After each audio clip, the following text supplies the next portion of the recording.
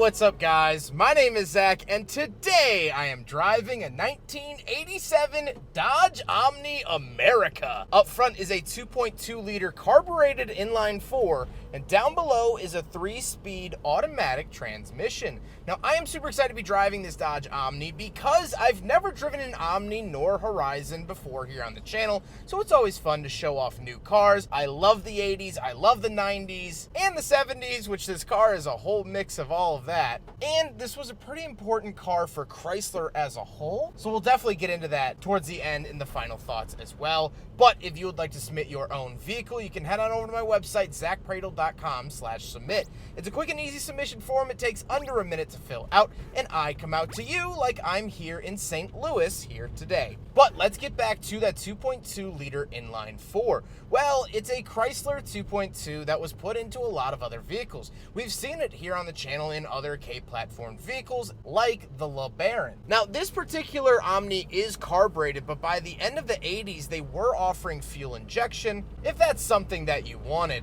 The carburetor is coughing and wheezing. It's not very happy to be driving around here today. It just isn't. However, as we'll talk about later on, the Omni originally came with a 1.7 liter Volkswagen engine, which is very, very interesting.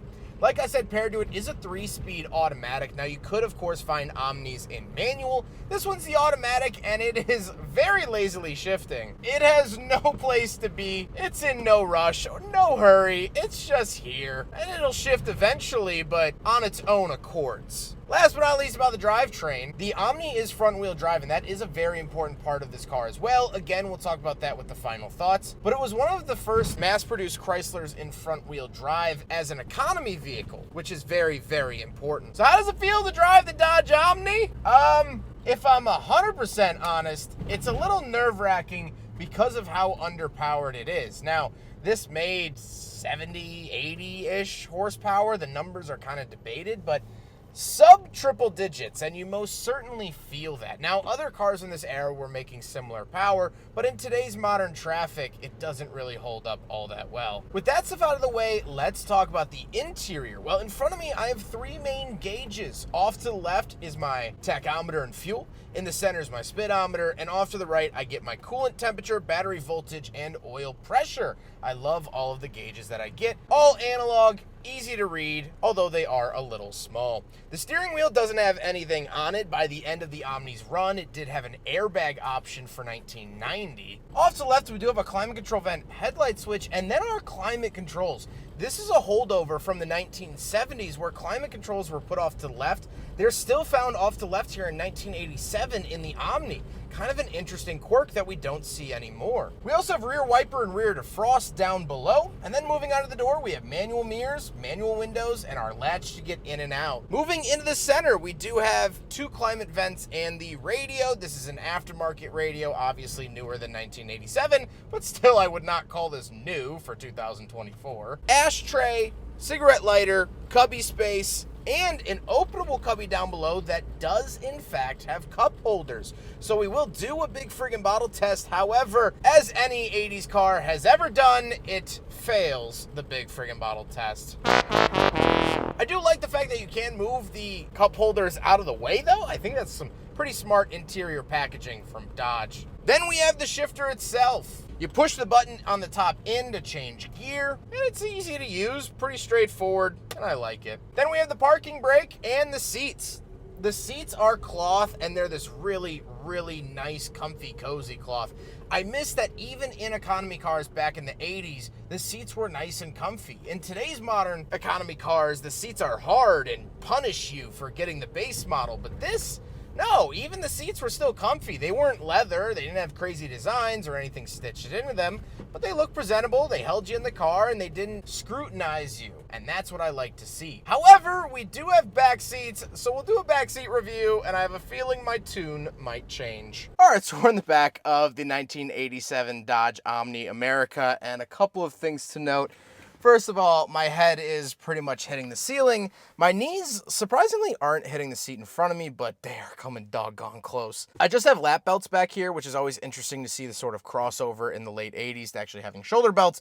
This is just lap belts. I don't really get any amenities back here to be expected. It is so hot. It is 101 degrees here in St. Louis today. We are experiencing quite the heat wave, and I have the car off. So I'm gonna get out and we're gonna talk about the trunk, but here's the back seat of the Dodge Omni America if you were curious what it was look like or if you grew up in one. So as per usual with vehicles of this era, we have two keys, one for the ignition, this black one, and then this silver one is for the trunk. Chrysler did the threads upside down. Not totally sure why they did that in this era, but just something that they did. And back here we have the trunk. Nothing really too crazy, don't get any cool amenities or anything like that, but I do get this nice sort of almost fluffy cargo cover, which is kind of funny to see. But other than that, nothing too crazy. And again, you can put down the back seats, so you can use this as a cargo vehicle, really, if you wanted to. One more thing I just want to point out that I just found funny is that the third brake light was mandated 1 year before this car was built in 1986, and so they just hastily slapped one on there and called it a day. Oh, you know what's funny? To avoid exhaust gas entry, keep liftgate closed and latched when engine's running. Also says that on the back of a PT Cruiser, so something that ran throughout Dodge and Chrysler for several decades apparently. Kind of cool. Now we gotta talk about the looks, and you might be saying to yourself, Zach, that looks like a Volkswagen Rabbit, and you would be right. Chrysler took heavy inspiration from the Volkswagen Rabbit, which was a very good-selling European front-wheel drive economy car. And Chrysler wanted to make a very good selling American front-wheel drive economy car. So they copied the looks pretty similarly. You can tell it's a little bit wider, a little bit more Americanized, if you will. But I love the boxy shape, and these were only sold in hatchbacks. However, there was a sedan that was planned, but Chrysler ended up scrapping that. With all of that being said, let's get on to my final thoughts. What do I think driving my first ever Dodge Omni here on the Shooting Cars channel? Well, I've enjoyed my experience with it for how cool this car is. In terms of driving it, if you're looking for a daily driver here in 2024, please don't buy this car. It is underpowered. It's not happy to be driving on our modern roads. And in that regard, it's been a little nerve-wracking for sure. But I want to talk about the importance of this car. Back in the 1970s, we had the oil crisis. I feel like I talk about it in most of my videos, so I made a really long video that talks more about the oil crisis if you want an in-depth look of what happened. But basically, gas got expensive, so manufacturers wanted to make economy cars. Europe was already doing front-wheel drive economical economy cars pretty well. They had the Fiesta, which we ended up importing over here. And so when American car makers wanted to learn how to make economical front-wheel drive little cars, they looked to Europe. A little bit of Japan too, but we still weren't on great terms with Japan. It was weird, whatever. So Chrysler looked to Europe, specifically the Volkswagen Rabbit. And the story goes, I don't know how true this is, but the story goes is that Chrysler actually bought 100 Volkswagen Rabbits to then reverse engineer, figure out what made them tick, and produce their own version.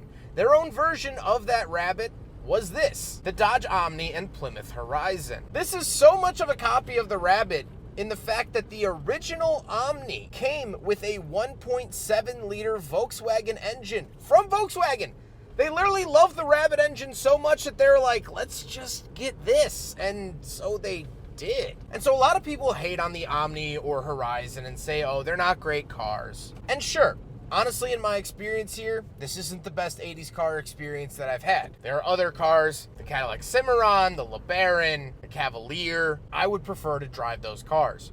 But this was an important car to Chrysler. And what people don't realize when they hate on the Omni is that this car wasn't meant to be an end-all, be-all, shining beacon for the Dodge brand or Plymouth brand. It was just meant to get their head above water during the oil crisis, and that's exactly what it did. These cars sold really, really well. A lot of people bought them. They were easy to afford, they were easy to drive, they were easy to live with. And that's why Chrysler stuck with it from the late 70s all the way into the 90s without changing almost anything. I mean, there were minor changes, of course, there always will be, but by and large, it was just there to fill a gap and to just get their head on straight for a little bit. And then the K cars came, and that really pulled them out of the rut.